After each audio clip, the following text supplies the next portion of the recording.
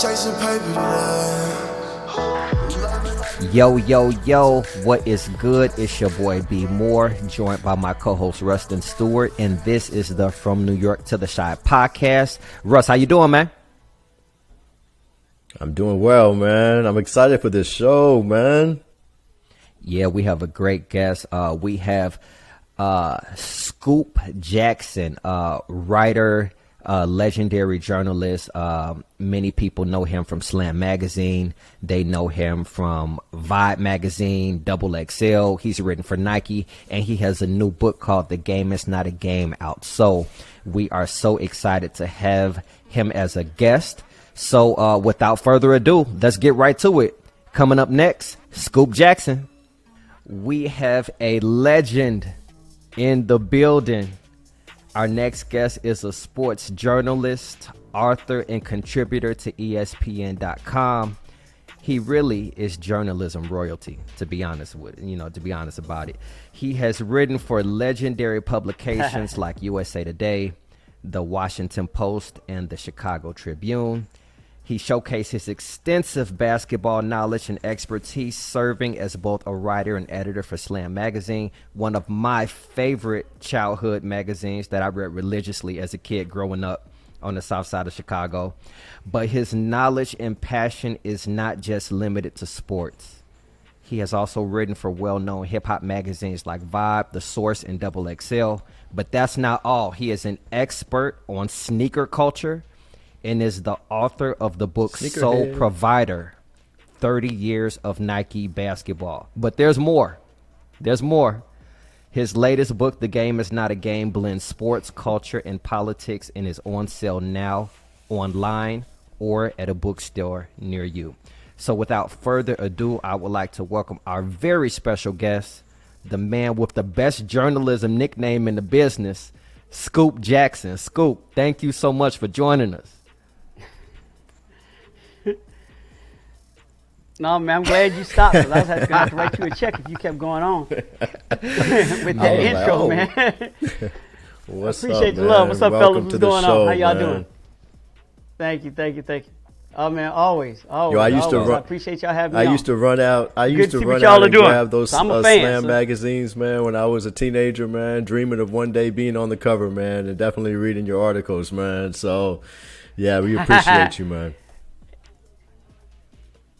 Nah, man, so I got my name on the cover of one Slam magazine. It was the issue number 170. We did it was like, I think it was the 20 year, maybe. I forgot what year it was, but it was a big deal because we had Mike, Kobe, and I remember that. LeBron on those covers. And I got my name. That's the closest I got to getting on the Slam, any cover. I did get the, right. I had my name. Scoop was on the cover of the magazine. So, I get why that's a big deal. So yeah, I mean, you know, I spent 11 years working there. I got my name on this. So I get where you trying to get on. All right, well let's get started. So the reason why we wanted to have you on the show this week was because this is the first week of the NBA playoffs. So that we couldn't think of any better guest to have on than you. So just starting off, what did you think about the new play-in format? Because I know a lot of the players didn't love it, but as a fan, I thought it was dope. So what were your thoughts? What were your thoughts on the play-in format? Yeah, here's the thing. I mean, I liked it. You know, I liked it from a fan standpoint, but I also liked it from a business standpoint, a basketball standpoint, because the thing that got me is the players knew this was coming and they signed off on it. The Players Association saw us coming, so I don't understand why they started tripping. You know, it's like, oh, we don't want that. Wait a minute. Your Players Association, your representative signed off on this happening, and now you're going to complain on the back end. So I had a problem with the players that did complain because it's not like the NBA sprung this on them. Now, they sprung an all-star game on them. That was not part of the original package. So if you're going to be pissed about something, be pissed about that. But this was already set in stone. So for them to start complaining about it, I'm like, you know, that was, you know, NBA players acting privileged, really, as far as I was concerned. But from a fan standpoint, I was with it, especially since it was agreed upon. I like the energy it brought to the table. And anytime you get to see Steph play two more times, you know what, I'm Scoop? happy. I was really confused on why the players had such a big deal with it. I was really like, why would you not want this? So I was really lost on why, LeBron didn't like the play-in game. But this again, to me, that's that, pampered, privileged, it's not working out for me in this particular moment type thing, and I'm going to, say something about it now that we're kind of into it, and I'm feeling a certain way about it. And I wasn't feeling, the same way about it back then. I get where it may not work out for you, but to me, that doesn't you shouldn't have to make public comments about it if it's not sitting well with you now, the way it was sitting well with you, the way, back then. If you're going to complain then. Right. And then complain during the course of the season. Like, I was never with this. I was never, just make it consistent, but don't sign off on it. And then, all of a sudden, when you're in it, now you got issues with it. It's not just LeBron. Luka was saying the same thing. I'm like, look, once again, you have a players association for a reason. Your representative, spoke up for this. And when it came time to start the season, and you all Russ said, cool. And it's not like this is new. You all kind of went through this the year before. They just structured it different this year. That's also, you understood what the playing situation was. It provided a sense of urgency. I get why, if you're a player, you go through 72 games, and for it to come down, for you to have to win, 2 games to continue you playing. I get that, but you act like there was not playing games before this. There were teams that went through 82 games and it came down to a 1-game situation. So it existed. They did it in a very diplomatic way. They gave you a chance, and it was you got to win 2 games possibly to get in, or 1 game to get in. To get 72 is fine, and unfortunately for some of those players, it's something I think from a rating standpoint, especially that Golden State Lakers game, worked out very well. And you all know how it goes. Once the numbers work out well, that means it's going to be here to stay until the numbers start falling. So it's not going anywhere. And now here's the thing. You may not like it for 1 year, and it may, at least the league is going to try to have it stick around. At least, the television partnerships between TNT and ESPN and ABC, they're going to try to keep it around. But when you got a chance when the collective bargaining unit comes back again, or another agreement comes up, if you don't like it, here's your chance to get rid of it. My thing is, don't sign the paper, and then 8 months later have a problem. Exactly. Now, the name of the show is From New York to the Shot. So Russ lives in New York, so he has a question about a New York Knicks player. Yeah. So the reason why I think that this playoffs is going to be extraordinary, is going to be one of a kind, is because the New York Knicks are relevant again. And you see how the New York fans acted after winning that second game, right? You would think that they won the championship, but I love it.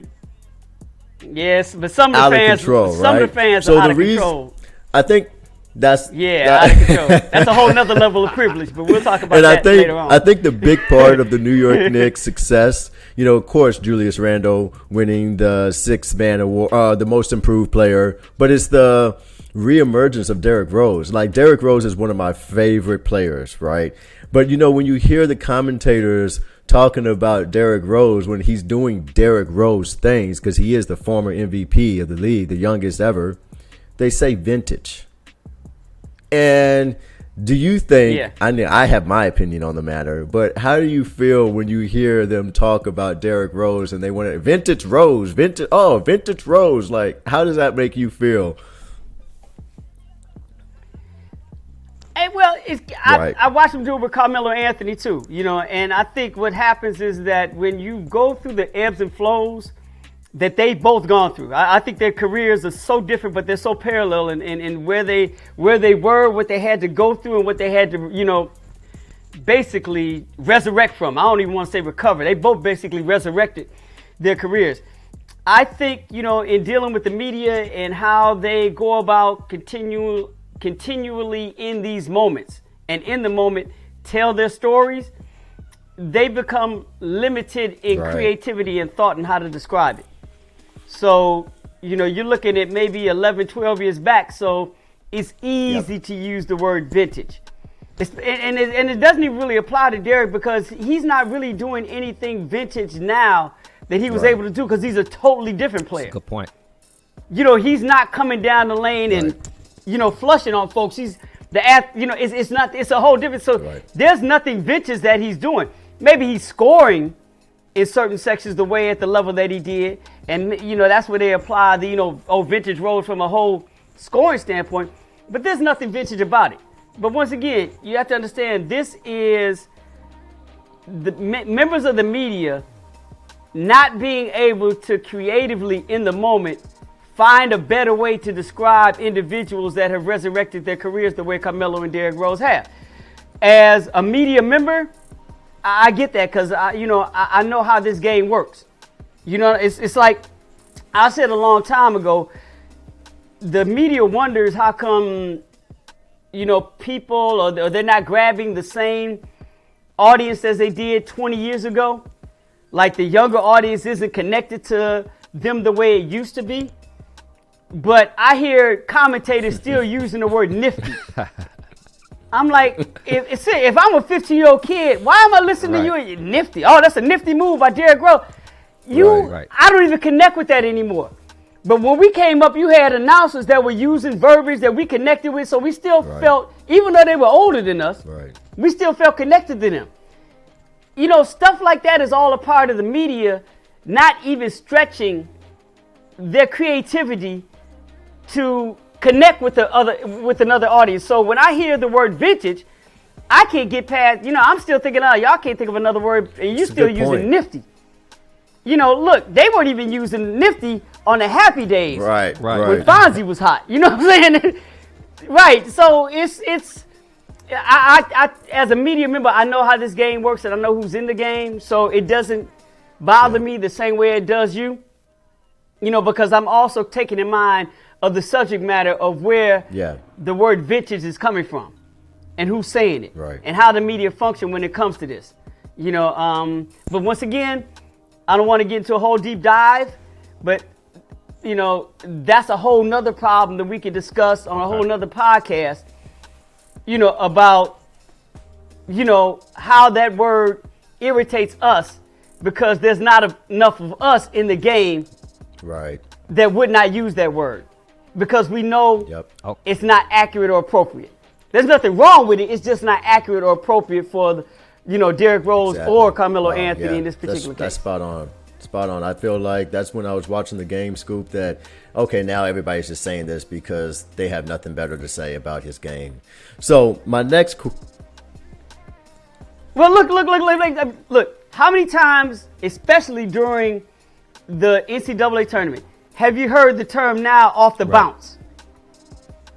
It's like, y'all just made this up.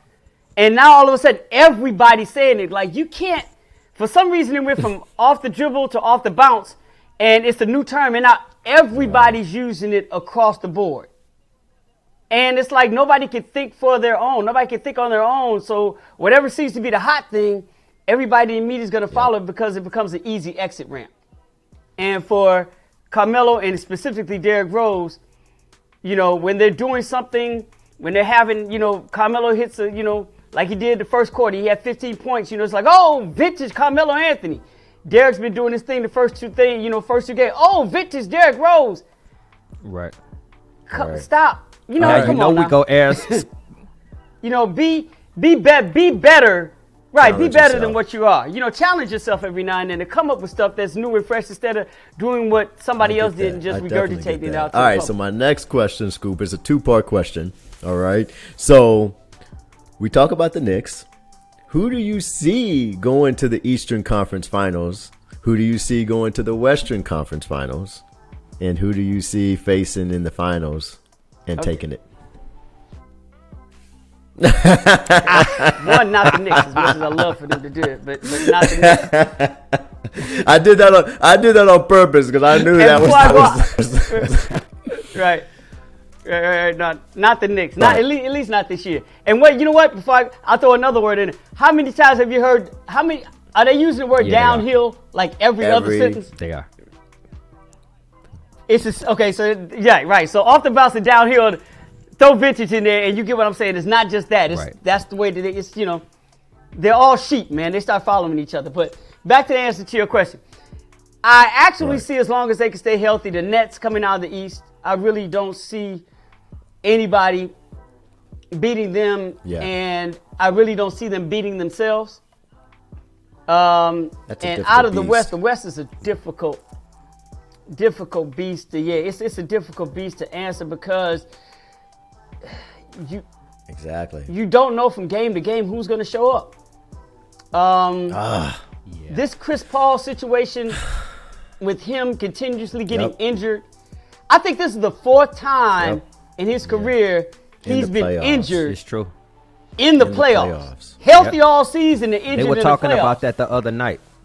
And there are 2 times. They were talking about, I think 3 times it's been a hamstring. There are 2 times. 3 times it's been a hamstring, and then now it's the shoulder. I think it. Yeah. Oh, yeah, he 2 broke his times hand it's the one time, hamstring. One time it was the hand, and now it's the shoulder. Yeah. All right. Nah, right, yeah. And let's keep in mind, there were a couple of times Blake Griffin went down. He was healthy, but his partner in crime got hurt, so he couldn't get through. And I remember one time when he first came in the league, Tyson Chandler got hurt, who was his partner in crime. And so I'm like, not only is it him, he just that. We talk about Derrick Rose and like how injuries have played bad luck on him throughout and altered his entire career. It's getting to the point that Chris Paul seems to be going through the same thing, but just at a specific time. It's the complete opposite scoop of playoff Rondo. It's the exact opposite. But here's the difference: is that at least Rondo has a ring. Chris in his whole career has only been to the Western Conference Final one time. Right. He hasn't even seen the finals yet. So to have these things happening, and I only say this because you ask about who's coming out the West. If he's not healthy, if he doesn't find a way to get back there, then that shifts the whole dynamic of who could come out the West. Because now the Lakers have a chance. You know what I'm saying? Now Dallas has a chance. If the Clippers get past Dallas, now the Clippers have a chance. Utah has a much stronger chance, even if Phoenix does come out the series. You look at all the teams that have a chance that don't have to deal with Phoenix and Chris Paul. Right. And that entire Phoenix they team, play completely different when him. He's not in the game. Completely. So that's what makes you can the tell West that he runs the show. Yeah. And look, he's supposed to. Right. And he's supposed to. Nobody there has really been there before at this level, and they've never had a player like that. Now, I'm not going to sit up here and say Chris Paul is the end-all, be-all, because to me, Phoenix showed last year in the bubble how good they could be. They really just needed a point guard.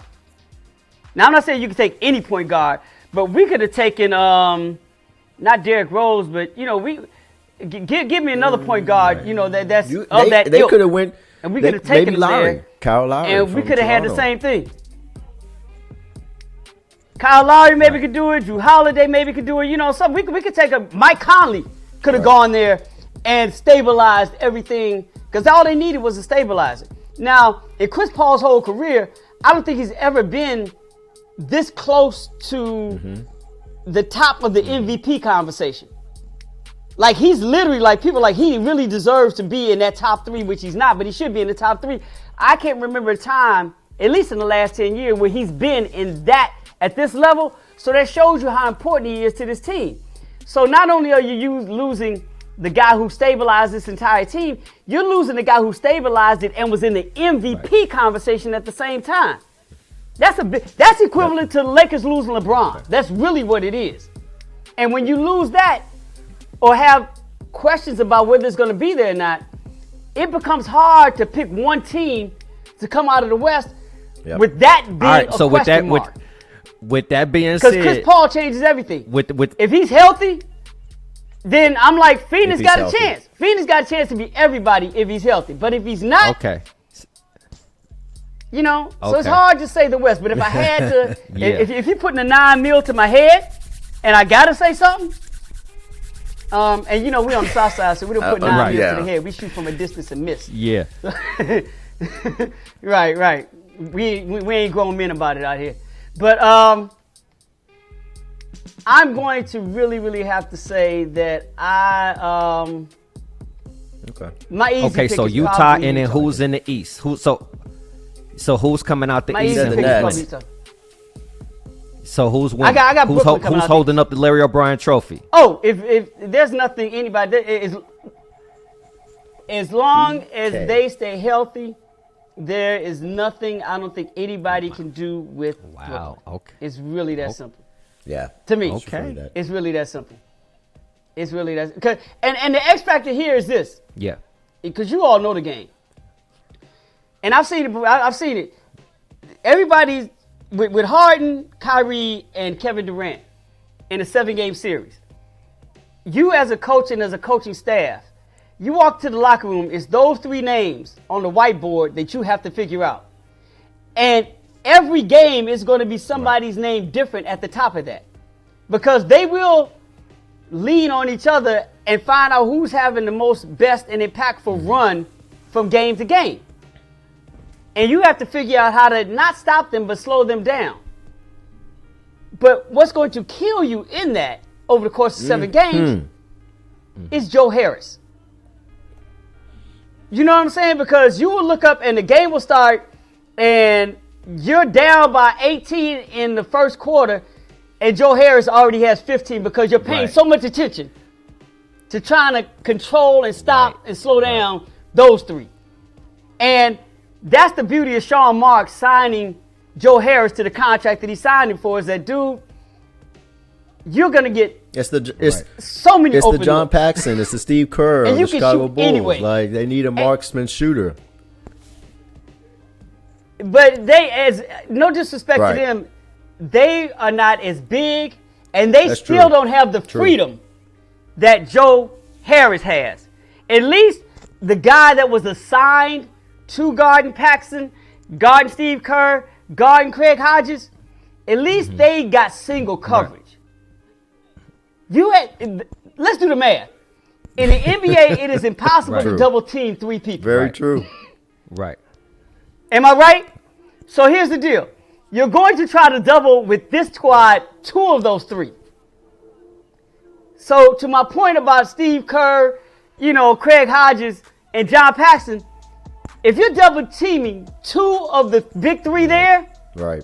somebody's And going just to be wide open. Let me just say this. 2 people going to be wide Yep. open. And Joe Harris Scoop, is let going me to be just one say of those this real people. quick because So- a lot of people don't remember growing up in Chicago. John Paxson was a way better player than Steve Kerr, in my opinion. Steve Kerr, I feel like was a spot up shooter, but John Paxson could create exactly. defense. As a People full don't player, realize as a that. full People player. try to come Yeah. and if you look at the big shots Yeah.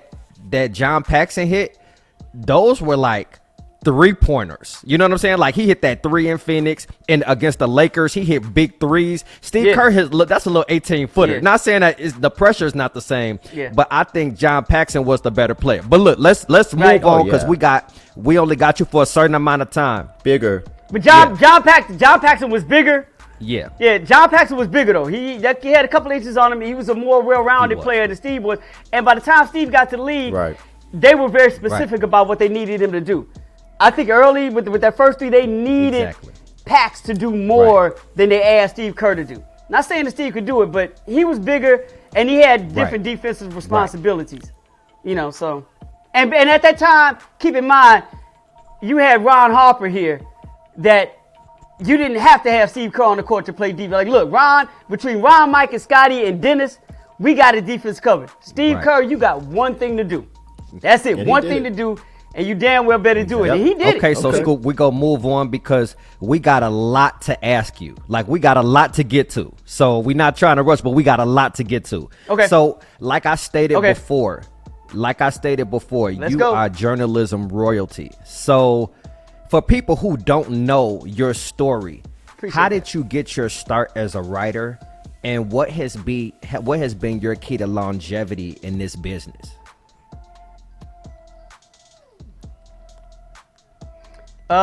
Really to condense this down, and Brian, you already know this. I have this philosophy that I function with. It's called do for yourself or die a slave.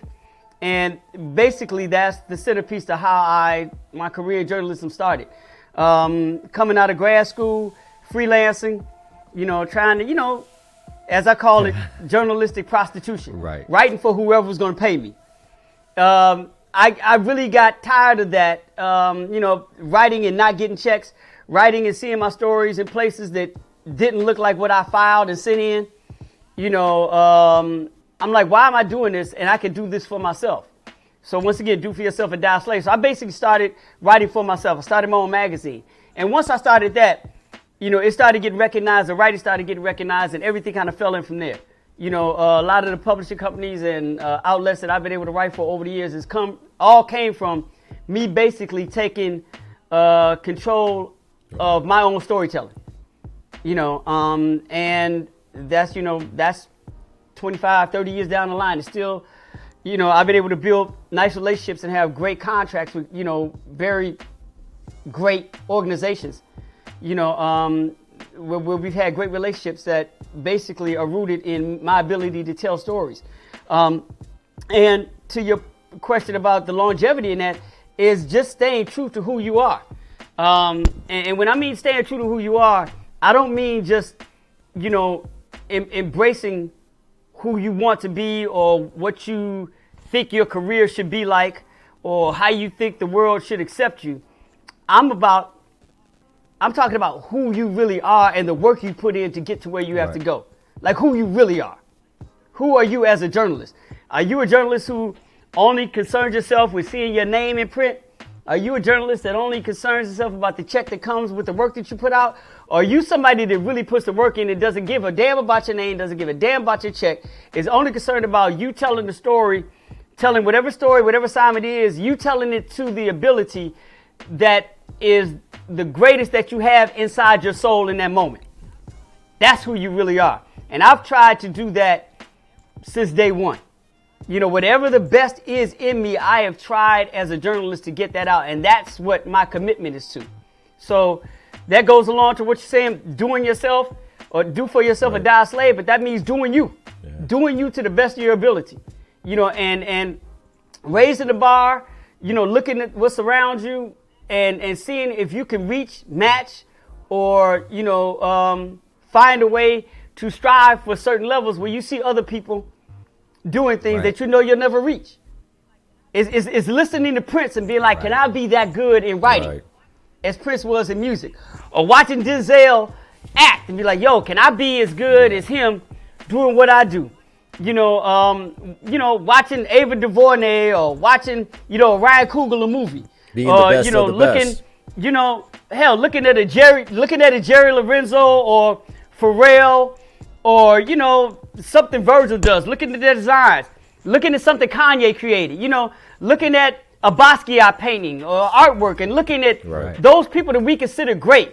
Listening to Tribe Called Quest and be like, damn, can I be that dope in what I do? That's where the longevity, if you use those things as your standard every day, listening to Dr. King speak, listening to Stevie Wonder songs and him playing the harmonica, just any, what I'm saying? Looking at Tinker Hatfield design a shoe. Watching Michael Jordan, Steph Curry, LeBron, play basketball. Watching Patrick Mahomes. Listening to Aretha Franklin. You know what I'm saying? You look at the greatness around you. Go around and look at some of the architects and some of the artwork and, just what people are that you consider great, what they're doing and apply it to what you are doing or what your calling happens to be or what your craft is. And they're saying every day, I do that? Can I reach this level? You'll never reach it. I was telling somebody just last night, a friend of mine, never reach it. And I love to see somebody being an expert at their craft. I might not be into their craft, but I can see that they're at the top of their game. And you think about the time that they put in, the practice, the effort that they put in to be at the pinnacle of their industry. So that you're speaking like spot on right now about that. I want to ask you though, because you have. And that's where the arrogance comes from. You got to understand that we as black men cannot function to a high without arrogance. And it doesn't have to be outward arrogance, but we have to have the arrogance and the belief in what we do. And that arrogance comes from the work that we do. So I want to ask you, because you have one of the best nicknames in the business. How did you get your your name Scoop? Born with it. Okay. Born with it. Yeah. It's actually on birth certificate. I was born the day after JFK was assassinated. A writer. And my father was, at the time, the first black newspaper reporter in Chicago. And I don't want to say he was the only one at the time. But my uncle, my mother's brother, made a joke to him. He said, Bob, the news of you having a son is going to scoop Kennedy. Okay. That was the joke that he made. And they stuck it to me at birth. And as I was young, they always put a Y on it. So when I was young, I grew up being called Scoopy. Right. So, because you're cute, they put a Y on it. And Brian knows my wife, and we grew up together. So she still calls me Scoopy because she known me since she was in first grade. So we go way, way back. So, but as I got older, the Y got dropped and it went back to Scoop. So it's been with me since birth, man. I've never not known that. So I just happened to fall into a career that lent itself perfectly to All right, the name. So you mentioned your father being a writer. How much did he influence you in becoming a writer? Okay. Not much, because my father was a reporter. And I never wanted to be, I never wanted to get into that area of journalism. I thought reporters and what they did was extremely invasive. And I watched, going to them chasing stories and putting cameras and microphones all up in people's faces and invading privacy. I never could get with that. I thought there was a different way to tell stories. I understood it, watching my father do it from afar, but I never could see myself doing that. I just, I always thought there were other ways to tell stories. And I grew up as a magazine guy and, the specialized version of journalism, and so I was looking at more long form stories and feature writing and all this, that, and the other. So, as much as the craft of writing, I appreciated in reading my father's work, and my mother, who was a hell of a writer also. I didn't actually get that writing bug, or I didn't inherit his genius for being a reporter,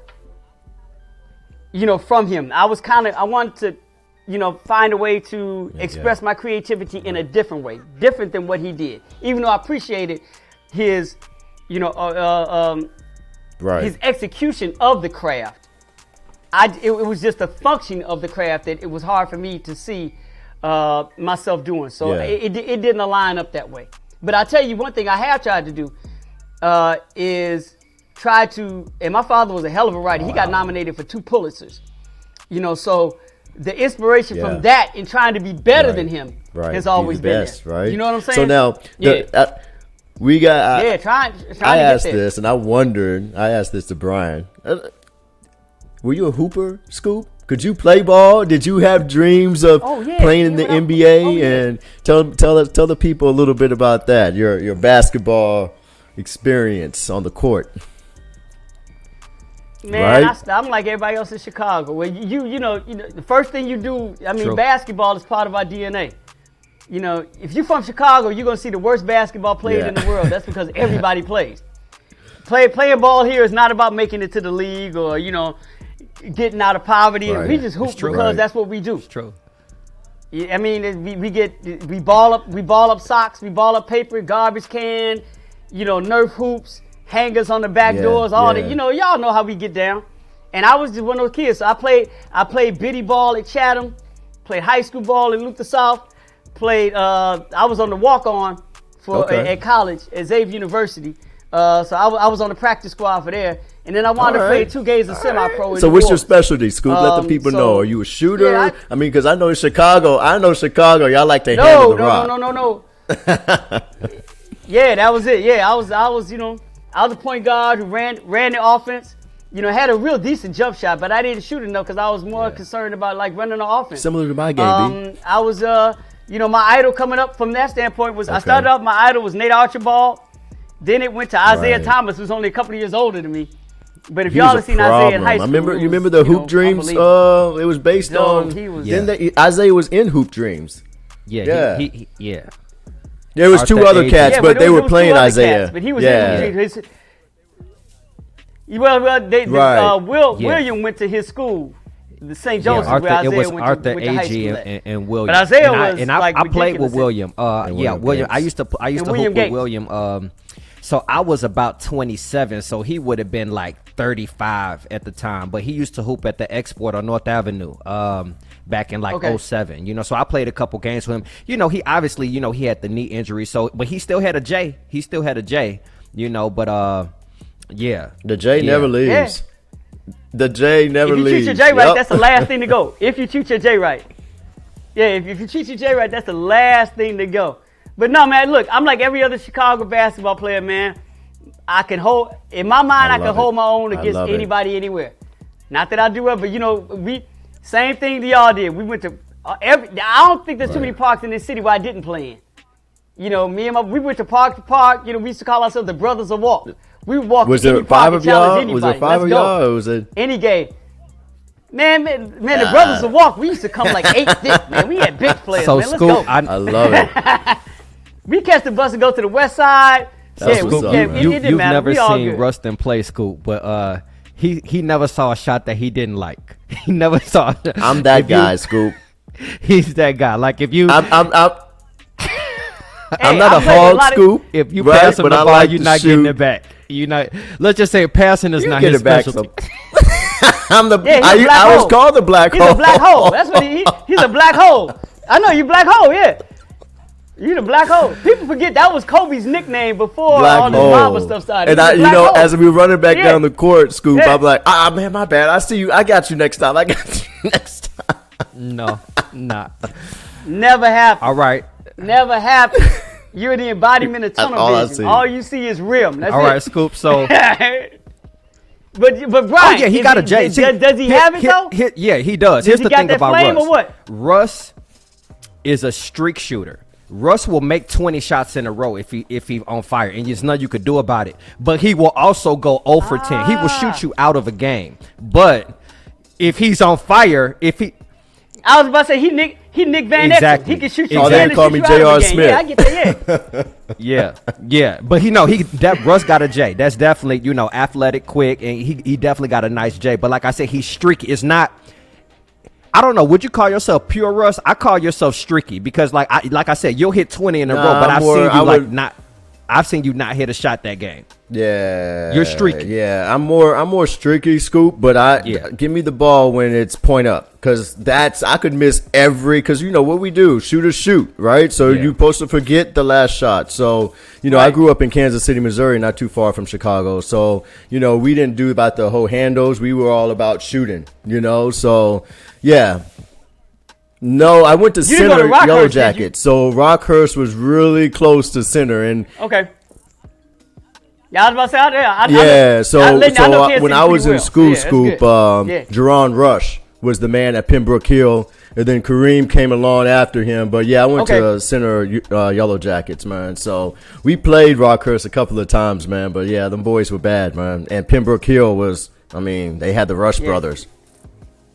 Pembroke was And they so always seem to when have I was squad when there. I was a junior, because Tyronn Lue went to Raytown South, so they played in the state championship, and it was Jerron Rush versus Tyronn Lue. So yeah, I'm around that age group. Cool. All right. Okay. Yeah. Hey Brian, let me ask you a quick question. Does his streakiness go from game to game, or does it happen in game? I would say it switches, right?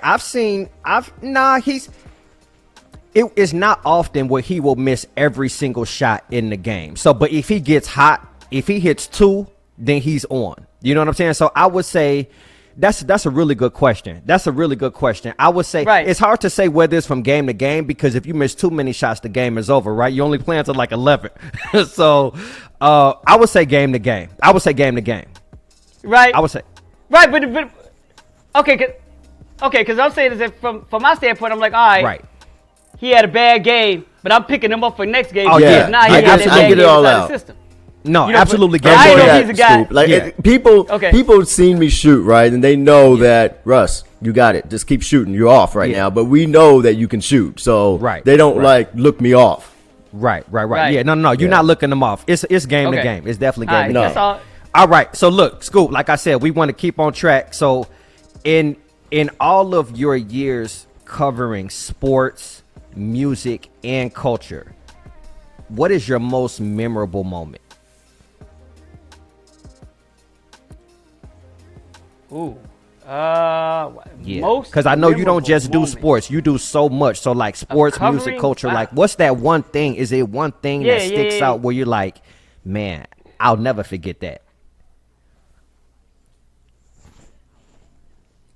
There's been a few. There's been a few. I'm trying to think of one that really stands out. You know what? It's kind of easy, to be honest with you. Okay. But when we were doing Double XL, and we did the Great Day in Harlem. Oh yeah. We created the Arcane Yeah. famous shot. Well, when we did that instead of jazz Yeah. artists, we did it with hip hop, and we had that gatefold. That day, being there and being a part of that magazine and being a part of the team that came up with that concept and watching that unfold, yeah, that was something that Yeah. if you were Yeah, there, yeah. you knew. You know what I'm saying? I've had very few moments to top that moment from a career standpoint and being involved in sports, culture, and just hip hop. That because everything kind of culminated right there Right. in that one day, and that was something that rises above everything else. And from a sports standpoint, I was in Utah and got to see Mike in yeah. that flu game. Crazy. That came out that it was a bad slice Yeah, of pizza dude, later, that- years later, right? And, Yeah. we Yeah, knew he he was was sick because he definitely- was vomiting. But it doesn't matter Right. what, you could call it whatever it is. Dude he was legitimately All sick, right. not fake sick. It's not like, the Kurt Schilling Right. blood on the sock type thing. No, but we were there and we got to watch Yeah. him during all the timeouts. During halftime, struggling, and watching him vomit like in buckets and not being able to just the energy he had to muster Right. up to just get off the bench at the timeouts and still go out there and do what he did. That was one of the most incredible things. Anybody who was there at that game, and I'll still talk to people. If you saw that game, if you were there for that game, Yeah. And Scoop, we You'll go never forget double that back for to the that rest of later. your life. Russ got another question, Yeah. but we go talk about because I'm gonna go back to an off wax conversation that we had. So we go get back to that later. But go ahead, Russ, about the NBA. All right, my man. So, Okay. Scoop, how do you feel about the state of the NBA right now? LeBron, his reign is coming to an end, and like we're seeing a change of the guard, right? So, there's a lot of young talent. You got Ja Morant, you have Devin Booker, whose dad played for Mizzou, Melvin Booker. I just wanted to add that real quick. Who do you feel? Is there one person that's going to carry the name of the NBA, or is it going to be players? But where do you just see the state of the game going in these next 5 to 10 years, man? that's a good question. I tend to look at it. Well, I look at it this way. I think because I'm stuck in this moment, and I've never been one to try to put too much pressure on young kids, and young individuals just coming in and putting that mantle on them to carry it. But for the next 5 years, especially after what I've just seen and what I've watched in the last 8 years, I'm that Steph Curry, Dame Lillard dude. You know what I'm saying? To me, they're still going to be super relevant over the next 5 or 10 years, and we're going to be following their lead. You know what I'm saying? So after LeBron, because they're younger, it will be them. I think Steph is maybe 7 years just younger than turned LeBron, 32 or something like that. 33. 32? Yeah, Thir- 32 or 33. 33. 36. And LeBron is LeBron's what, 30? 36, and then Steph is, yes. Okay, so it's 4 years younger. Okay. So, there's a 4-year gap. So the next 4 years, if LeBron's still playing at this level, I continue to see Steph and him still being at that level, still carrying it. Now, after that, it's going to be interesting to see. It's going to be interesting to see from a defensive standpoint if the league is going to be able to catch up to Luka and his style of play and his pace of play, and then if he's going to be able to adjust to what they adjust to him on, and whether he's still in Dallas or not, which it'd be strange if he's Exactly. not. But we've seen stranger things happen. Hell, we've Right. seen Shaq get traded. So as far as I'm Exactly. concerned, Shaq can get traded. Anybody can go anywhere. But, if he's going to be in a situation that's going to be built around him, for him to be the centerpiece of a championship squad that maybe wins 3 rings out of the next 5, But, Zion, Right. It depends on who's going to be point guard with him. Ja, I think is special. Devin Book is, Definitely to me, that he's dude. that dude.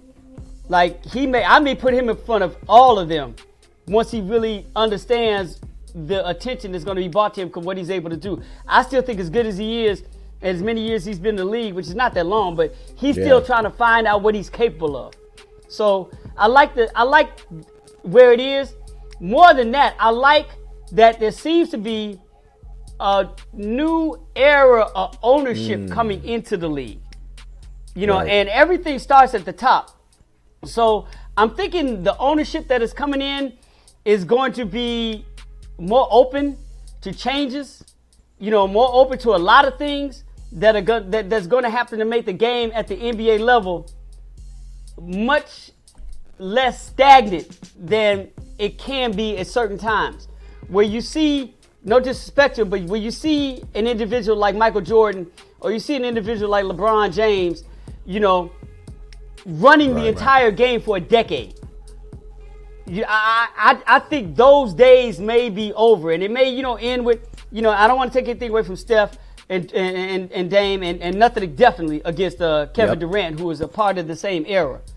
But those players where we speak to them up here and everybody else down there, I think with the new ownership change and how they're going to start building teams, I think you're going to see that changing, and where you're seeing teams built around, like we're watching now in Brooklyn with 3 players, and we're watching it happen with 2 players and all this, that, and the other. Where that becomes the norm as opposed to them taking 1 player and building a franchise around that 1 player, and that 1 player being the centerpiece of how the league functions after that. I think those days are over. Right. But that comes with ownership, and ownership thinking differently than how ownership in the past. So you see the influence and the emergence of all the new black journalists, and what can we do to influence more of our black youth to want to be writers like you, Scoop? I think visibility helps, 1. But I think at this day and age, authenticity may be just as important as visibility. Because the generation that exists now and that is coming up and having interest in coming into this game has so many other ways to voice what they feel is important. Because they have so many other ways to create a craft around journalism and writing and broadcasting, because there's so many other outlets, so many more opportunities that are afforded to them to generate income and build careers off of, they don't have to play the rules the way that, say, we were supposed to play the rules. They don't have to follow the same guidelines. They don't have to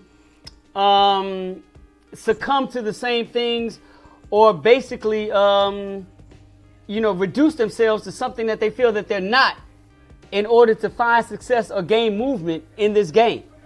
So that's why authenticity becomes important for them, because if they don't feel that they can speak their truths, or speak in what they feel is right, or speak it in the way they feel is authentic to who they are and to the stories they want to tell, then journalism is going to be affected by that, because kids are not going to get in it.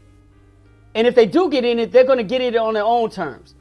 So instead of these kids wanting to write for the Washington Post, or wanting to write for Slam, or wanting to write for ESPN, or wanting to write for Vanity Fair, or wanting to write for, these established outlets, they're going to be like, go like I said earlier, I'm a do for myself, because I'm not dying as your slave.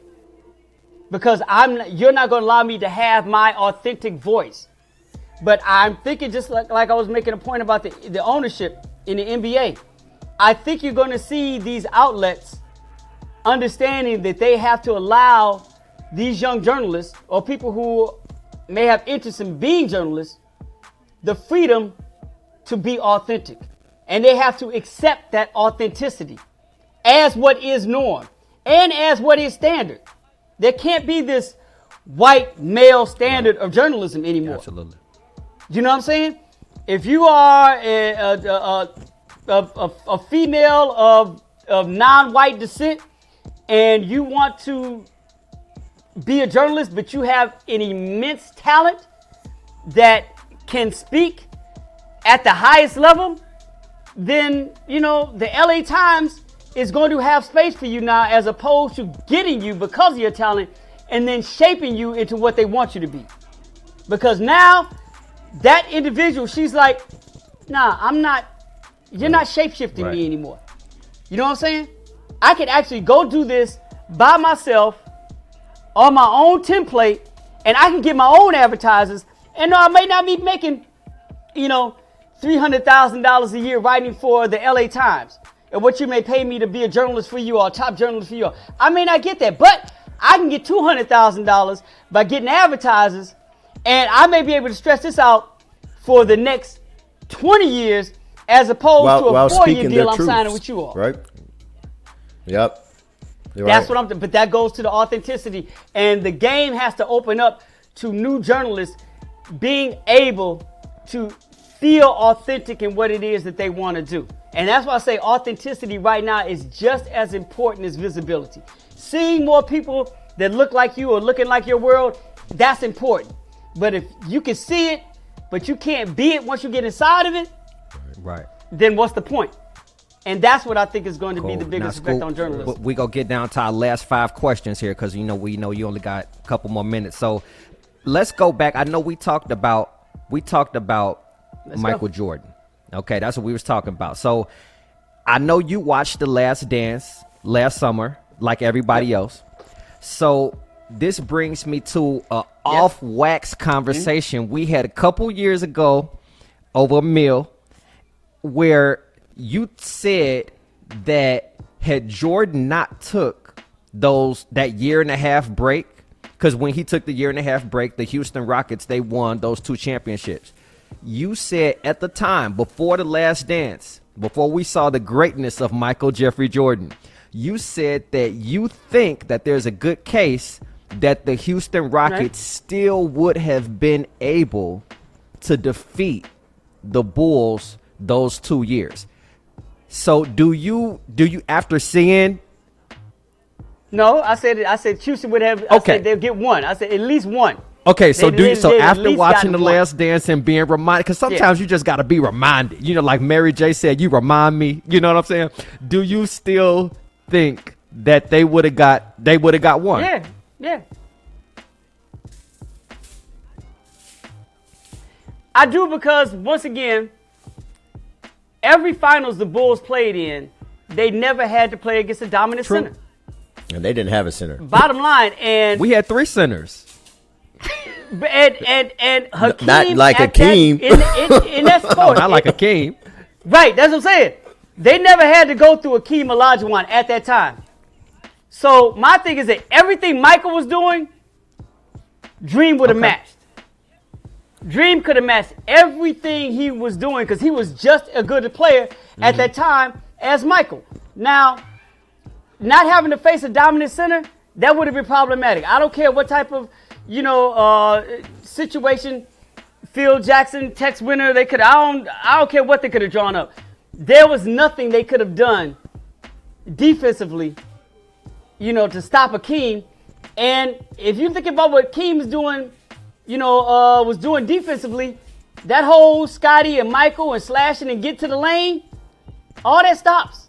Dream would have been a problem for them. And you all know that this thing is about matchups. The Bulls never had to face in a finals anything like that. And I think at some point, to me, Dream is like top 10.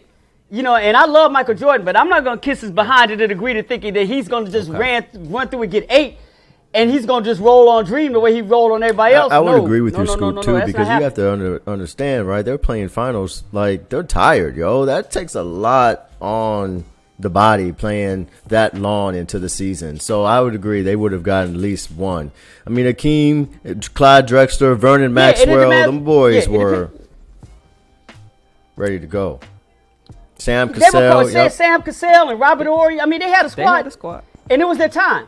They were actually rolling. But once again, at that time, this is Dream. This is Hakeem Olajuwon at his peak. And no disrespect to Charles Barkley and Clyde Drexler, and Karl Malone, who, they dealt with Michael and Gary Payton, the cats who had to, deal with Michael when it came finals time. The separation between them as Mike is much greater than the separation between Hakeem and Mike at that time. Okay. You know what I'm saying? That at that time, there's even historically, there's not that much. If Michael's a GOAT, Definitely. Hakeem is top 10. Name me another top 10 player Michael had to play against in the finals. And at that time, Hakeem wasn't top 10. We're talking about top 10 his whole career. At that time, it was Michael and Hakeem. That's it. None of them came close to being as great as Michael was. Even Magic Johnson, who he won in his first time, Back end. that was Magic on the back end, man. That wasn't Magic. You know what I'm saying? So Michael had never faced a player that great at that time in his career as he would have faced in Hakeem. Right. And Michael didn't even have to guard him. That would have been Bill Winnington's responsibility. You don't think they slide Rodman on him? Or You don't think Will they slide Purdue. Rodman on him to frustrate him? Luke Longley. Wait. Wasn't Luke Longley in there too? Think about this. Luke Long, come on, I want y'all to think about this. With Michael Jordan and the players he went through, look at who was checking him at the time. Clyde Drexler, Yeah. Hall of Fame. Charles Barkley, Peyton. Hall of Famer. Gary Payton, Hall of Famer. Well, you said John I'm missing somebody off the top of my head. Right. Even though John Right. Stockton and Karl Malone didn't guard him, Yeah. he had Jeff Hornacek guarding him. So that may be, in a Houston city, that wasn't his responsibility. But keep this in mind of who at least Michael Jordan had to fight through to still get those rings. Now, who's guarding Hakeem Olajuwon? Do you try to put Rodman on him a difference in little that. bit to frustrate him, get him upset a little bit? Dude, do you really think? I'm saying to frustrate him. Brian, I'm think saying about to that. frustrate Do him. you really think? Dude, but no, I'm saying, do you think Hakeem Olajuwon's gonna be He frustrated? frustrated a lot by of people. Dennis Rodman? Dude, Not with the but not with the not skill that set. dude. Have you ever seen that? Well, I'm saying, have you ever seen that dude frustrated? Have you That's a ever good seen point. Dream Not really. frustrated? The spiritual Rudy Tomjanovich went to the Hall of Fame, and what did he say during his Hall of Fame speech? Thank you, Hakeem, for teaching me spirituality and bringing spirituality to this game.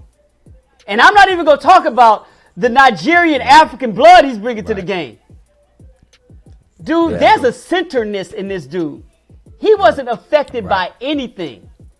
Dennis Rodman would have gotten frustrated by him because he'd have been too calm. Well, This not dude, come on. And once again, let's go back to 94 and 95 at the level this dude was playing. okay. don't I get just me want to. wrong, I'm a huge I'm not Michael saying. Jordan, I'm not Chicago saying Bulls you're fan, wrong, so- Scoop. I'm not saying that you're wrong. I just know that the Last Dance made a lot of people remember the greatness. So I just wanted to know whether you still felt the same way that you felt. Nobody's look. Right. I was there. I lived it. I watched The Last Dance. It's fine, but here's the thing. Guess who wasn't in The Last Dance? No, he wasn't. Oh yeah, Hakeem that's a good Olajuwon. point. That's No, a I'm good saying point. Hakeem He was Olajuwon not- wasn't, so- that's a very good point. I know that's my point. Is that Right. if he was in The Last Dance, everybody watched The Last Dance. Now when they do a Last Dance on the Houston Rockets, then you'll be checked like, damn, maybe they would have. You know what I'm saying? If you need a reminder of how great this dude was during that time period. Now I will say this, and this is why I always reduce it to possibly one. If Michael had played and I think there's two other things that are, one other thing that's against the Bulls. The fatigue factor would have set in. The fatigue factor started to set in with them on 6 rings. Right. That's Let alone having win 8 in a row. Yeah. So you That's have a that lot of working on their basketball, side. man. A lot. Also, that's a lot of basketball, a lot of things to try to win. Now, if the Bulls had lost in '94, that first one to Houston, I think that would have been Houston's only ring. As much as sitting here and holding up Hakeem, I can't see Michael Jordan Right. losing 2 finals in a row, Right. even as great as Hakeem was.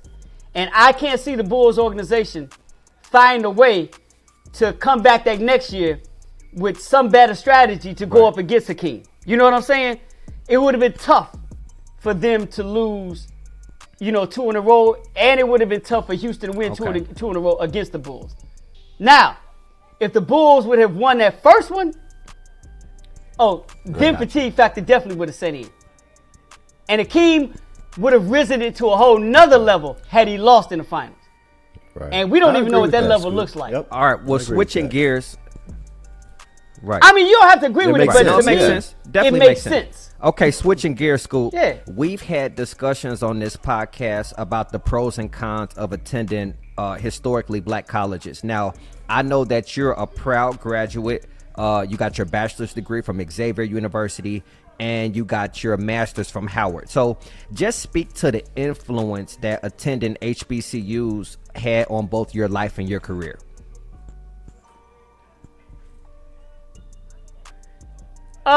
I've always been the person that, once again, y'all will get this from me. I succumb to certain sayings and I live with them throughout my life. Like I said earlier about the do for yourself or die a slave. Another thing I've always, especially when it comes to higher education and us as black folks in this country, I've always been, that's why I went to 2 HBCUs. You know, if you didn't treat me right, you're not going to teach me right. And white America Preach. has never treated us right. So why should I put my educational future, and my educational, well-being into your hands? So, you never taught us, you never treated us right. So I know you're not going to teach us right. So my whole HBU thing was with purpose. It was more than, getting an education. Another saying I go by, never let school get in the way of you getting an education. Education is much more than what you learn sitting in the classroom, much more than what you learn from teachers, much more than what you learn from books. Education, like life itself, is an experience. And my thing is that, if I'm going to spend my money or my parents' money, I want to have the best experience I could have that is going to help me and shape my life. Not necessarily just my knowledge, but my life. And that's what both of those, going to Xavier and going to Howard did for me. It gave me my own personal sense of what Wakanda can be like. Wakanda is fictional, but One of our top black movies. When you get inside that conclave of black education, when you walk into the classroom and see black teachers, when you walk outside the classroom and all you see is black students, and you understand that this is a place of higher learning, this becomes a black utopia, especially when you come from neighborhoods like we come from. Because we don't see the growth that comes from learning and where we come from in our neighborhoods. We don't see growth all the time. For the most part, when you're in at a place of higher learning, you're seeing people around you growing because they're becoming educated, because they're learning. And when you see that and only see your people, and you're being taught that by your people, when people talk about a president of a university and you can look at that president and that president looks like you, all those things play a factor in what you get and what I got out of going to HBCUs. And that's why I became a Wakanda. Whereas that is mythical, you actually got to live in that small space of Wakanda. Dope. In your real life. And you carry that with you everywhere you go. So when you start looking at what we tend to see all the time when it comes to us, and that is the negative and the downside of black humanity, especially black male humanity, you can always tap back to what exists. And in your life, in your world, Wakanda is not fake. Wakanda is Howard University. Wakanda is Xavier University. Wakanda is Fisk. Wakanda is Hampton. You know what I'm saying? All that really exists. Those are our Wakandas. So it helps you make sure you don't fall into that place where America wants us to fall into and how we look at ourselves. You're able to pull yourself mentally out of there because you went through that experience. You know that experience is real. I know HBCUs are real. I've lived it twice. So when we see all this madness going on and we see the way the world wants us to look at ourselves, just going to an HBCU allowed me to counter that with something. It's powerful. And know this ain't all we are. So, I just want to add to that. I want to add to that, Scoop, that's because what it's about for me. That's what I carry with if you're in one of those neighborhoods, you know, where it's black majority and they haven't seen that utopia. When you're trying to better yourself or grow, they can look at you as trying to be white or trying to be a sellout. But I feel like if they saw the Hamptons and the Howards and see that utopia, then they wouldn't attack people in the neighborhood that are trying to better themselves and educate themselves. Or if they saw more of us not selling out. You know, you can't blame white society or American society or everything. Part of that is our problem. A lot of the people that went to HBCUs and got these degrees, what do? They leave the neighborhood. So the neighborhood really doesn't, it's not about people from the neighborhood getting the opportunity to go to HBCUs. It's about people that went to HBCUs still remaining in the community in which they came from so the community can see them. Everybody can't afford, everybody doesn't have the luxury of doing that. But it's worse when you do have that, and you've had that experience when you leave the neighborhood. And then you're going to talk about the problems in the neighborhood. Well, the problem is you left. Because now they don't get to see what the end result of going to those things are. They don't get to learn about it and learn about what the experience is. Because you don't have to go to Howard. You have to go to Xavier to go through that experience. You can come sit on my porch and I can tell you about it. We can talk about it every day. So it's not about you having to go through that. It's part about being vicarious as human beings. Hell, you can say, man, I ain't get to go to Xavier, but damn, in talking to Scoop, I felt like I went. And that makes me a richer person. But when I leave the community and start thinking I need to go up north, you know, because the white man's water is wetter, then what does that do to my community? Because when I leave, HBCU leaves with me. And that's not doing us any service. So it's not just about them not being able to go. It's bigger than that. It's our responsibilities once we come out of these institutions of higher learning to stay grounded in our own communities so that a sense of that HBU, what we brought with us, remains intact. Okay, Scoop, last two questions. Your newest book, The Game Is Not a Game, in stores now. Like we stated before, this book takes on the task of intertwining the topics of sports, culture, and politics. So for those who haven't read it yet, what can they expect from this book? And can you kind of give us a little snippet of what it's about? Because this is a different book for you, kind of. Yeah. Well, I've been at the ESPN 16 years. And at the time, I started writing this book like 3 years ago. And I just basically took the columns, you know, I was doing at ESPN and did the research and stretched them out into chapters. So I just looked at the contemporary landscape of sports and looked at the topical conversations that were being had in the sports landscape over the last, 5 or 10 years, and found a way to do deep dives and write chapters about them. So it's everything from the NFL to Colin Kaepernick to LeVar Ball to LeBron James to Jamel Hill to women in sports to, just a variety of topics that we seem to have been talking about over the last 5 years in sports. And I just did, once again, a deep dive from a research standpoint and flushed them out into chapters that I think really bring us to that intersection that you spoke of, speaking about the book, where you're intersecting, culture, politics, power, racism, and sports. Those are all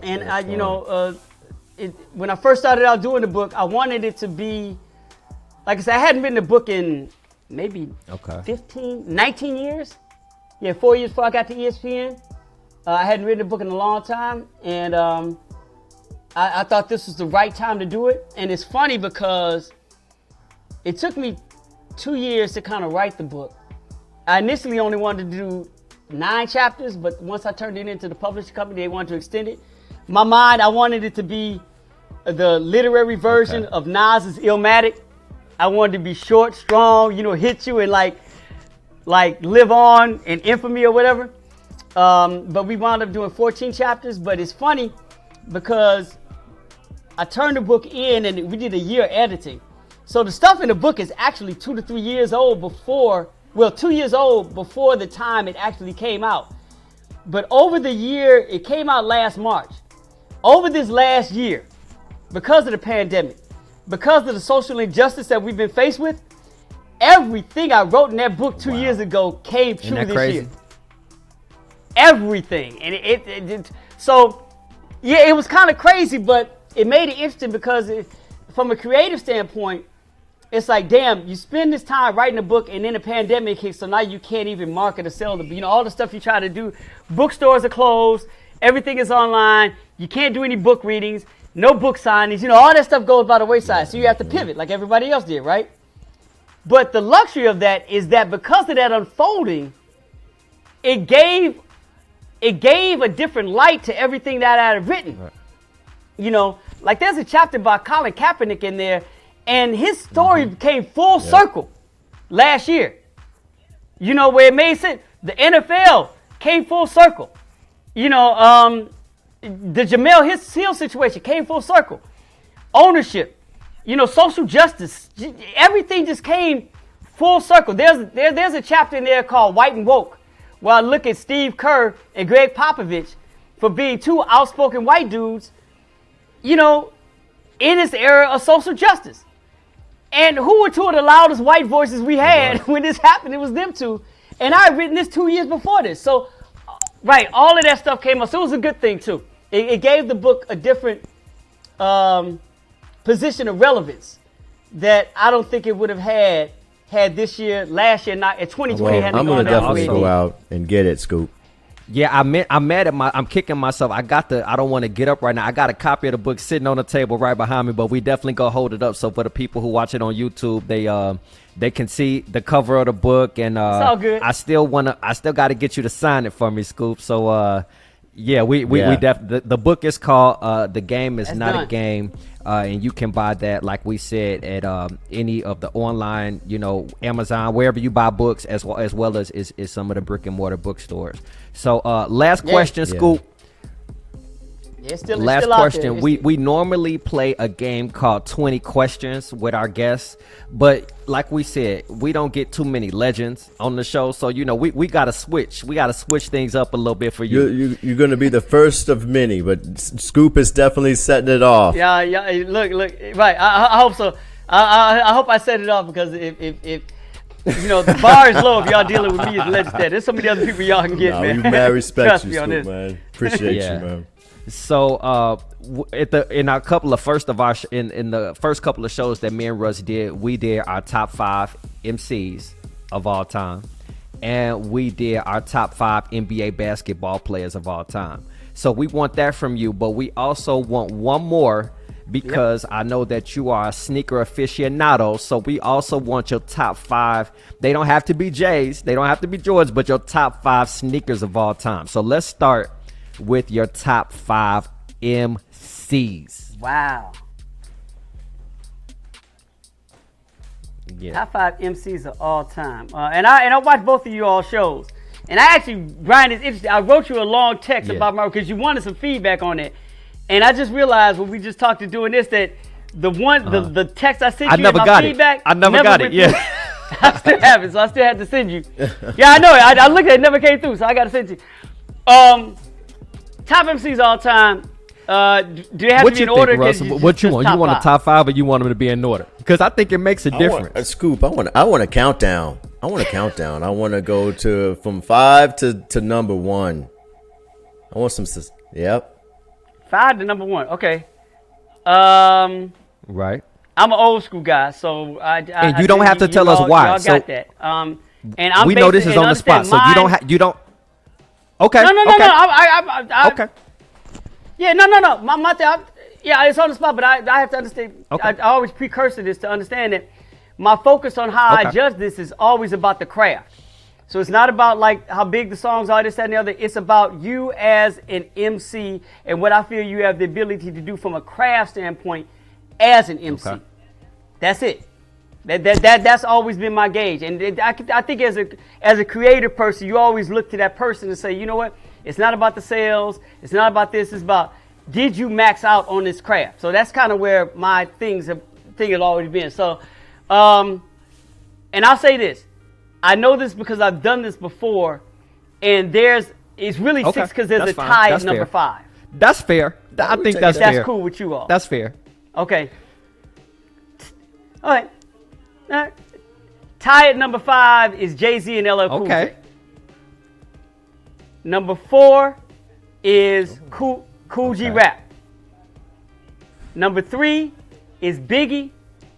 Number 2 is Rakim. And number 1 is Kendrick Lamar. Okay. Kendrick, that's a newbie. At number 1, Kendrick. Wow. That's a lot of praise for a young guy. You know what? Wow. I know, but you know what? After some of his GAs, some of his guest appearances, and after he followed To Pimp a Damn is a Butterfly beast. with Damn. Yeah, but Pimp a Butterfly is just the thought process. Pound for pound, let's take how much a dollar cost and put that alongside The Black of the Berry. I can't think of 2 songs that are so different coming out of one MC that lyrically stand as bookends to how dope somebody can be. Those 2 songs, the energy of those songs, the songwriting and storytelling in both of those songs. Things that as much as I love, and Brian, Yeah. I love Rakim. He's the god. I named my real. son Rakim, so that's no joke. But I had to give K-Dot some praise because the dexterity, his ability to spit, his structuring the song, the way his mind works in telling stories non-linear. You know what I'm saying? His storytelling is not linear. You got to keep up with this dude. So he's it's like people say Steph Curry is the best shooter they've ever seen, and I once again, it's a craft. I think Steph Curry is just an overall ball player. He's phenomenal. But Kendrick Lamar's emceeing is equal to Steph Curry's shooting. And it's hard for me just on the one thing to be like, yo, dude, I can't say I've heard anybody over the course of a career reach the level that you've reached. That's I like come that out with list. something for us though. I'm ready for some more Kendrick, another album. Look, man, Can't I am rush the too, creative but process, if, I do what he did. Look, not only he did Damn and To Pimp a Butterfly in like a 2-year period and dropped That's true, it yeah. in between that, right? Yeah. The Untitled. Didn't he drop Yeah. the Untitled EP in between that? Come on, man. And doing it at that level. And once again, To Pimp a Butterfly and Damn are 2 totally Okay, so different experiences. I have 2 things about There's only so your much- list. That one, Go ahead. I appreciate the fact that you have Biggie over Jay-Z, because I love Jay-Z, but I just feel like Big did not. Every song he made was almost perfect to me. So that's why I know that Jay-Z has like 1,000 more songs, so there's more room for error. But I just feel like when you bat 1,000, I just got to give you credit for that. And the second thing to your list, I know you had a tie. I would just say this from my experience. Kendrick and J. Cole didn't make my top 5, but if I had to, those would be tied for me. They're in my top 10, but I would have to tie. I find it hard to put Kendrick over J. Cole. I think just because they're in that same class, the same kind of graduating class, if you so to speak. And I just love how conscious they are. I like J. Cole's new album, so I definitely don't have a problem with you having a tie. So that's I think that's a strong list, man. I love the top 5 list. I love it.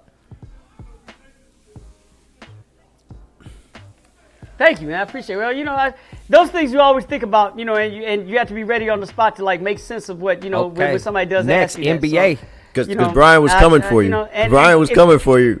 You saw that. You felt yeah, that, no, right? I see that. I wasn't. Hey, I wasn't I've been there, expecting done that I with wasn't Brian. expecting So yeah.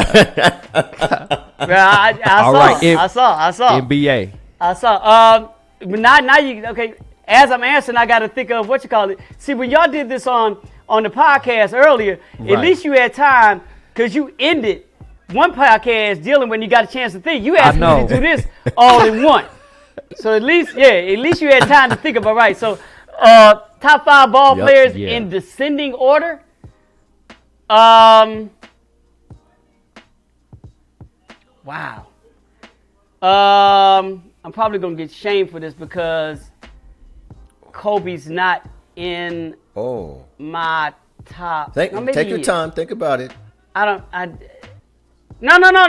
gotta be quicker because no. Wait, hold on. 1, 2, 3, 4. I'm trying to think of where Kobe necessarily is. Okay. Here you go. I got it. I'm gonna have to throw Kobe in the top 5. And not tie him. Kobe Bryant. Okay. The 4 is easy. It's the 5th one. I'm having problems putting Kobe above Oscar Robertson. Okay. That's where my problem is. For me. But, and I don't want to tie here. I don't want to tie. So let me do it this way. Damn, I don't know if I could do that. This is serious. I love the suspense. We're waiting. like. Go ahead. No. I'll go. Let me. No.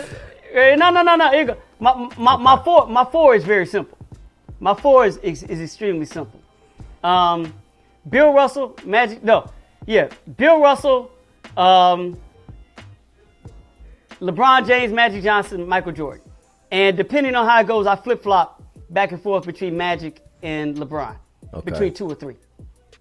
But it depends on the year. Flip flops, and that's preferential, but whatever. But the 4 is easy. The Mount Rushmore for me has always been easy. Magic, Bill, Mike, LeBron. It's that 5th. That's easy. It's that 5th one, and the only reason I'm saying is that no Kareem. I'm trying to be very honest about this. Is that had Kobe not passed away? No, wait. That's what I say. Had Kobe not passed away, would I have him in that space? Or would I be arguing between Oscar Robertson and Kareem Abdul-Jabbar? I don't think Kobe passing away makes him I don't think that gives him I don't think that makes him a better basketball player because he was done. He was retired already. It's not like he, still had a couple he's saying years. I know. As a human being. But as a human being. As a human being, we still have empathy, and we can't. Absolutely. Right. And we can't dismiss that. Right. That's all it is. It's like, I would have, if Kobe hadn't passed away, I probably would have had him and Tim Duncan tied at 8 or something like that. You know what I'm saying? Because that's where it was before he passed away. But death sometimes make you revisit either a person's life. It's like giving people the flowers after they're gone, right? So it's like we look at the work that Basquiat was doing. I was a kid when he was doing that stuff. I thought it was dope, but the crown that he did for Sugar Ray Robinson that everybody attaches to Muhammad Ali, that simple white crown, that ain't nothing fly about that. But once he passed away, and his importance in the world elevated, all of a sudden his artwork took on a different meaning. And you as a human being, it's like, now you see it differently. So that's just something we as human beings do when somebody passes away. It makes us look at them differently. You just see, and that's just a human thing. All the stories from these young players that we mentioned earlier, Devin Booker, who went to Kobe to work on their game. His influence on these young players, and that's why you saw so many of these young players crying when they heard the news of Kobe's passing. Yeah, and once again, it makes you look at things like, damn, maybe as much as I loved him, maybe I missed looking at what I saw the first time the wrong way. Maybe I should have been looking at it. To those players, Kobe was the Michael Jordan. Kobe was their Michael Jordan. To those players, Yeah, but even me, is once again, it makes me reevaluate things. I hear what you're saying, Brian, but as a human being, you can't be so sterile and so stuck in your ways that you're unaffected by something as death when it comes to evaluating a human being. Vincent Van Gogh didn't sell one painting when he was alive. You know what I'm saying? But He passes and everybody, sees the greatness. They see what they didn't see when. All right, so lastly, this is it. Top 5 sneakers, and we out of here, Scoop. Sneakers in descending order, right? Now, let me ask you this. Me ask you this. Now, are you you said doing descending order. Jordans? Because I know you love Jordans, or is this is this full range? Sneakers. No, you said sneakers. Yeah, sneakers. All sneakers, full range. Sneakers, full range. Adidas original superstar / top 10 shell toe, either high or low. The Run DMC shell joints. toe, that's number 5. Okay. Yeah, the Run DMC joints, but those are also beginning as hooping shoes. So we go with that. So number 4 was the Converse All Leather Pro, which was the Dr. J shoe. Yeah. The one with the angle on the star, the Pro Leather. Okay. So Dr. J is number 4. Number 3 would be the Air Max 1, the original Air Max 1 running shoe. Okay. Number 2 would be the Jordan 1. I love the Jordan 1. Jordan 1. And number 1 Okay, so let me would just be ask the this Jordan real 3. quick, Scoop. What colorway on the Jordan 1? Now, is the Jordan 1 the band? Is that the band or probably, no? No, the Jordan 1 is the, No, it's the same shoe, but it depends on what colorway. He's asked about the colorway. So, the band was the black, red, strictly one with the white midsole. But the Chicago colorway was the white, black, and red one. I'll give you a more specific. I'll go with that particular colorway, the original Chicago black, white, and red colorway, and either the one from Virgil's, the 10, as the top one, his remix of that shoe, Virgil's remix, or the one they did for the trophy room early this year, their version of that particular shoe, that Jordan 1.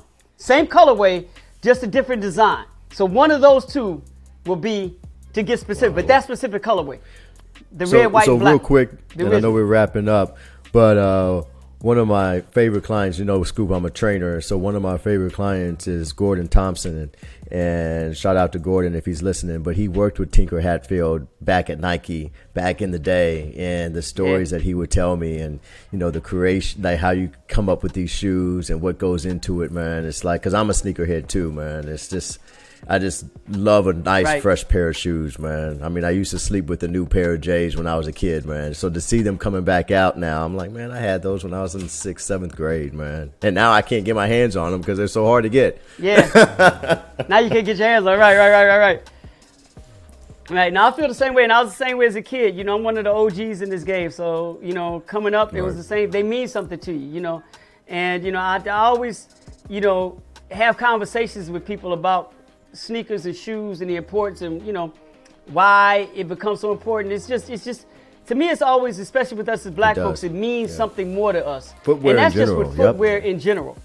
Because and I did something one time when I was writing for Nike, and I wrote this in a script that I was doing for something we were doing for it. Matter of fact, it wound up being the manifesto to their entire equality program. When we started that off with Nike, one of the things I wrote was that, shoes were one of the first things that slaves got once they found a source of freedom. That's deep. Because when you were working out in the fields and doing all that stuff, you never had shoes. When you got inside the house or when freedom came to you, one of the first things you got that you attached freedom to was shoes. So when you go to that history, and we wonder why you feel shoes. Well, that's a deeper connection than just, these are dope. And I remember I wrote that for Nike, and they're like, yo, you trying to get us all fired, dude? That's deep. Because I always wondered, why did I just love shoes so much? Like, I was like, where did this come from? But just getting the smell scoop of a fresh pair of, like, shoes, man. You can't walk bending the creases. You got to walk like a duck. Right. And it goes to especially us in America, it goes to the connection we have to sports and sports individuals. For us as black, being not only part of the people who have liberated us in America, but also our heroes. And shoes are what our heroes function in.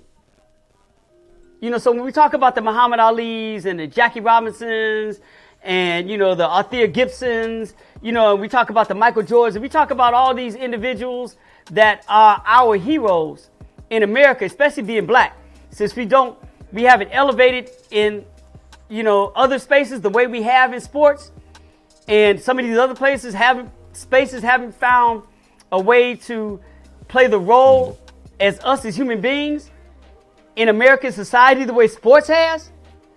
Shoes become important because that's what our heroes function in. Scoop breaking it thank down. You know, a lot of times. You know, so when we look at the Satchel Pages, when we look at the Josh Gibsons, you know what I'm saying? When we look at those individuals, when you have Dr. King going up to the, you know, players in the Negro Leagues, telling them they're the ones that taught him how to do what he did. You know, that's when you understand the importance of that. When you look at Jack Johnson as a boxer, you know, when you look at like, you know, let's say when you look at the Negro League and look at how that gave us some form of humanality. When we were looked at constitutionally as 3/5 of human beings, it was athletes that started America looking at us, black people, as whole human beings. What did athletes do their work in? Gym shoes. Gym shoes. Scoop, thank you. Right. Thank Gym shoes specifically. So there's a deeper connection that a lot of times we don't think about. Well, but trust I'm definitely, me, thank you for coming on, Scoop. I'm definitely going to run out and get the game. It's not a game. Hopefully we can meet in person one of these days and you can sign it for me. And appreciate you having you come on today, man, taking the time out and dropping all that knowledge, man. We really appreciate you, man. I appreciate it. And thanks for not dragging me on my top 5. I appreciate your that. top 5 is your top 5, man. That's what Brian would ask me my top 5 and then debate me on my top 5. I was like, isn't this my top 5? I know, but that look, like I said, I don't watch you two. I know that never stops you. Jamel Hill does something on her podcast, because I listen to her podcast, that I like. She changes it from your top 5, because when we say top 5, we feel like that's the best. This is your top 5, but she asks their top 5 favorite rappers. So maybe that's a better way to put it, because it's your favorite. It's not saying that this person is better than this person, but maybe a better way to phrase it is your top 5 favorite rappers. You know what I'm saying? That gets people a little bit off the edges. No, you're like, no. Nah. Top 5 best. Nah, because I think you need to own it. Yeah, I think there could be. I think they're two separate conversations. I think if you're honest, and if you're really being honest, your best should not be your favorite. That means you're selfish and only think about yourself. But it should be a studied answer that keeps in respect what other people think and feel, and not just your personal preference. I love it. Yeah, I got flack for you people. Know what I'm saying? For people for me having Rick Ross in my top 5. People. I heard a lot, about that, but I'm like, I like Rick Ross. Yeah, I totally disagree with that. Yeah, but it's not about. I totally disagree with that. But my thing is that if that's what you feel, if that's your personal preference, that's one thing. But if you really believe that he is one of the best, and what your definition of best is, then that's different than being favorite. And that's why I think you should not change it, because if you own that as being the best, and you can argue that and you can live with that. Well, I'm glad you had LL, because I had LL on my top 5 Scoop, so that made me happy, my man. Because I think LL gets kind of shitted on a little bit. I'm like, yo, do you all realize what LL did? Yeah, but you had to live through it. Same way we just talked about Oscar Robertson and Kareem Abdul-Jabbar. You know what I'm saying? We had to realize, just because time passes on doesn't mean we need to pass on them. We need to recognize what they did during that time. The thing is that music is connected to your experiences. You know what I'm saying? It's connected. Like, you remember, like I always use the analogy, I remember partying down in Florida on spring break listening to Big Pimpin'. You know what I'm saying? Like, those two things are linked. So I think you just have to take into account that the top 5 rappers, that music is really how that music made that person feel at that point in their life as well. You know what I'm saying? That's good. But I agree with you. But here's the thing. Just because you didn't live it when in certain conversations, not all the time, but certain conversations, doesn't mean That's true. that greatness does not Absolutely. exist. So if you weren't around to live through if you weren't around to live through Aretha Franklin and Gladys Knight actually doing their heyday, hearing their singing, hearing their songs, you should be a student enough to be like, oh, that's different. You know what I'm saying? That's real. It's like you shouldn't have to be there just to understand, like, oh, she could sing greater than anybody. Her voice and her singing is greater than anybody I've ever heard. You know what I'm saying? That it shouldn't take you to have to go through, you didn't have to be around in the 60s to listen to Miles Davis to understand what he's doing when he plays that horn. You'd be like, oh my God, I ain't never heard anything like, I was just born in 1985, but damn, I didn't need to be in that moment to understand what I'm hearing and what I'm experiencing. Richard Pryor and his genius, Yep.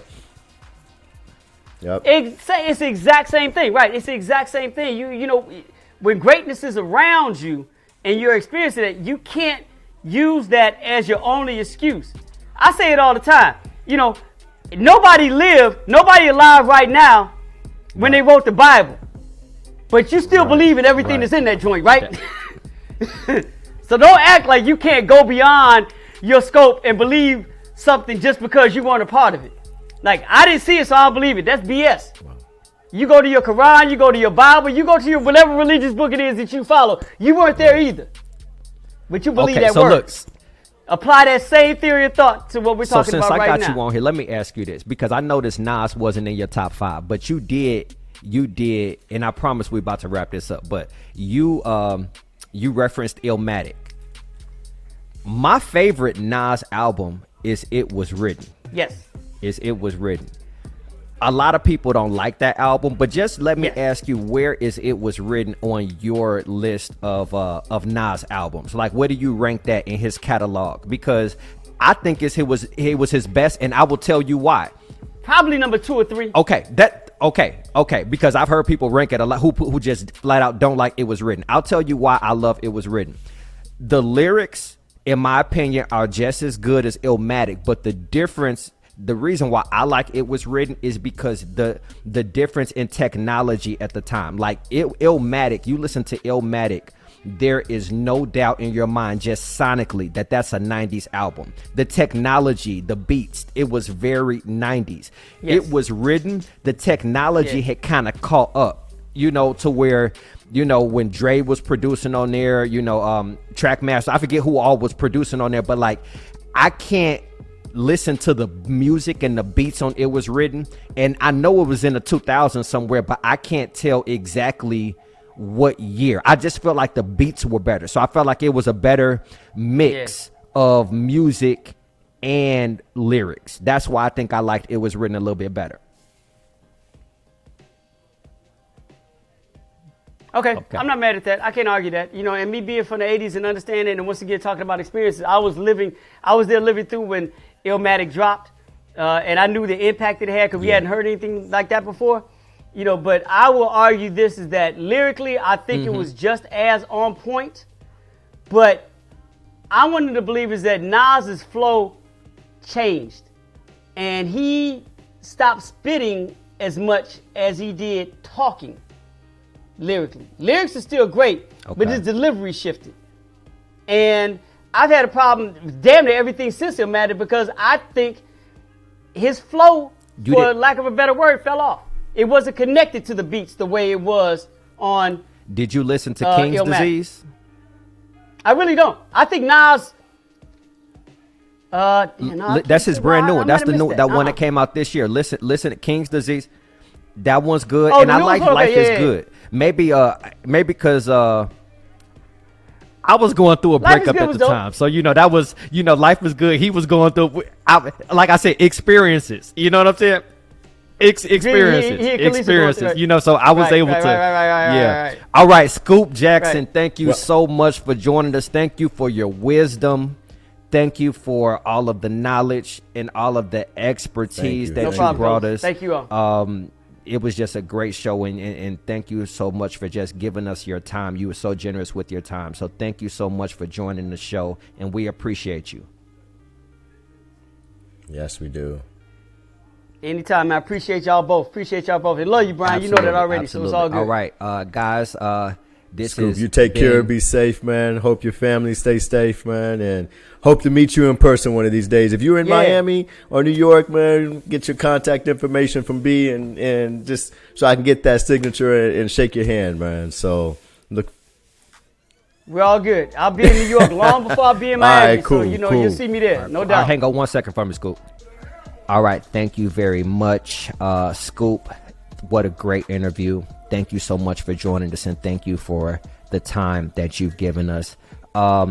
Once again, this is the From New York to the Chi podcast. We don't have any phone calls or voicemails today.